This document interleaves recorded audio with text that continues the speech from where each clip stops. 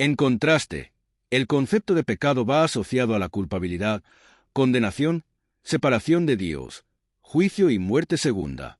El foco.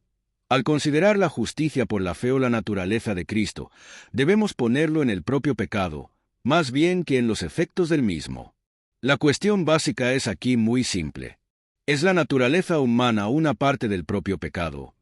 ¿O bien es un efecto del pecado? Nuestras conclusiones a propósito de la naturaleza de Cristo vendrán condicionadas por la respuesta que demos a esa sencilla cuestión. Decir que todos los bebés necesitan un Salvador se ha convertido en una de las frases más repetidas y engañosas del pensar actual sobre la justicia por la fe. Efectivamente, un bebé necesita un Salvador. Un planeta sufriente lo necesita ciertamente. Los ciegos y los cojos lo necesitan muy especialmente, pero no en el sentido de un perdón personal por pecados y culpabilidad personales. Una vez más, estamos confundiendo los efectos del pecado con el pecado mismo. Santiago 4:17 nos dice que el que sabe hacer lo bueno y no lo hace, comete pecado. Los textos más claros a propósito del pecado no dicen nada sobre una naturaleza humana inevitable o un estado de pecado. Decir que el pecado es naturaleza es decir que estamos pecando, incluso cuando elegimos no pecar.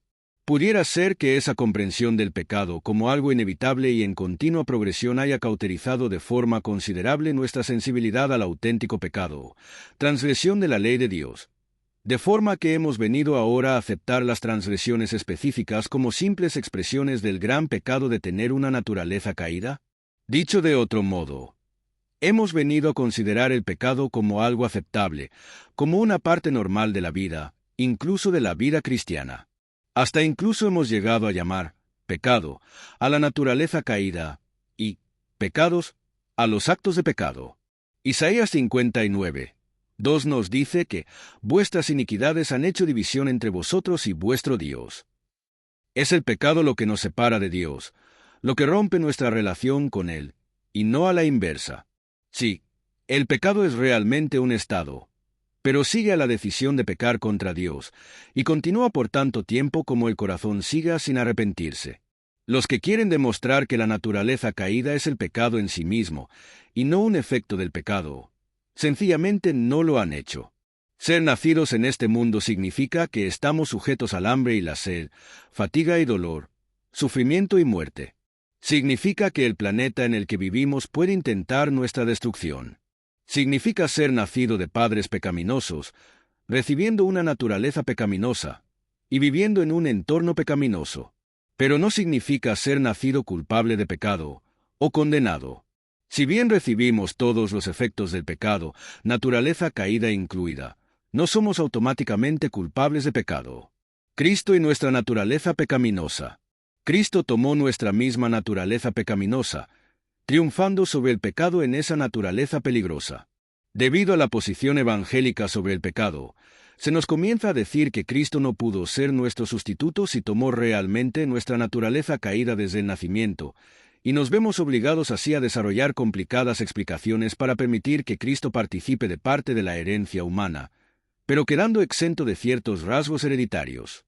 Hay algo interesante a propósito de ser nacido en pecado. Set fue nacido en pecado, de igual forma que Caín, heredó la naturaleza caída de sus padres nacido en pecado. Es pertinente prestar de nuevo atención a 1 Pedro 2, 21-22. Para esto fuisteis llamados, porque también Cristo padeció por nosotros, dejándonos ejemplo para que sigáis sus pisadas. Él no cometió pecado ni se halló engaño en su boca. Si es que no tuvo la naturaleza del hombre, no pudo ser nuestro ejemplo. Si no hubiese sido participante de nuestra naturaleza, no habría podido ser tentado tal como lo ha sido el hombre. Si para él no hubiera sido posible ceder a la tentación, no habría podido ser nuestro ayudador. Su tentación y victoria nos dicen que la humanidad debe copiar el modelo. Jesús aceptó la humanidad cuando la especie se hallaba debilitada por 4000 años de pecado. Como cualquier hijo de Adán, aceptó los efectos de la gran ley de la herencia. Y la historia de sus antepasados terrenales demuestra cuáles eran aquellos efectos. Mas Él vino con una herencia tal para compartir nuestras penas y tentaciones, y dejarnos el ejemplo de una vida sin pecado. Envió a su Hijo al mundo para que llevase la penalidad del pecado, y para mostrar al hombre cómo vivir una vida sin pecado. Vino a este mundo y vivió una vida sin pecado, para que en su poder su pueblo pudiera también vivir vidas sin pecado. Nos ha colocado en un terreno ventajoso, en el que podemos vivir vidas puras y sin pecado. Todo aquel que por la fe obedece los mandamientos de Dios alcanzará la condición de impecabilidad en la que vivió Adán antes de su transgresión.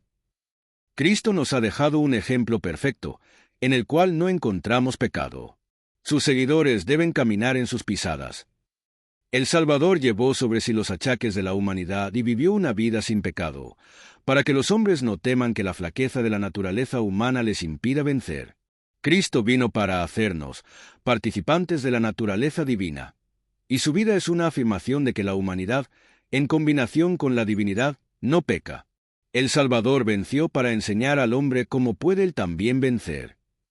Dios hizo por nosotros lo mejor que podía hacer, cuando envió del cielo a un ser impecable para manifestar a este mundo de pecado lo que han de ser en carácter quienes han de ser salvos, puros, santos e incontaminados. Cristo vino a la tierra para mostrar en la controversia con Satanás que el hombre, tal como Dios lo creó, conectado con el Padre y con el Hijo, puede obedecer todo requerimiento divino. Al tomar nuestra naturaleza caída, mostró lo que ésta podría llegar a ser. Necesitamos la reforma que han de tener todos cuantos hayan de ser redimidos, mediante la purificación de la mente y corazón de toda mancha de pecado. Somos limpiados de todo pecado, de todo defecto de carácter. No necesitamos retener ni una sola propensión pecaminosa. Toda tendencia hereditaria y cultivada hacia el pecado debe ser reconocida, subyugada y limpiada. Aborrecerán el pecado y la iniquidad, así como Cristo aborreció el pecado. Cuando conozcamos a Dios como es nuestro privilegio conocerle, nuestra vida será una vida de continua obediencia. Si apreciamos el carácter de Cristo y tenemos comunión con Dios, el pecado llegará a hacernos odioso. Odiarán al pecado con un odio perfecto. Conclusión. El asunto de la naturaleza humana de Cristo no va a ser resuelto en unos pocos días, puesto que está en juego todo el plan de la salvación. Hebreos 2, 14-15 nos dice que Jesús iba a destruir, por medio de la muerte al que tenía el imperio de la muerte, y librar a todos los que por el temor de la muerte estaban durante toda la vida sujetos a servidumbre. ¿Nos permitiremos desposeer a Cristo de su gran victoria, bajo el pretexto de hacer de él nuestro sustituto? Permitamos que Cristo sea verdaderamente nuestro sustituto impecable, a la vez que nuestro santo ejemplo.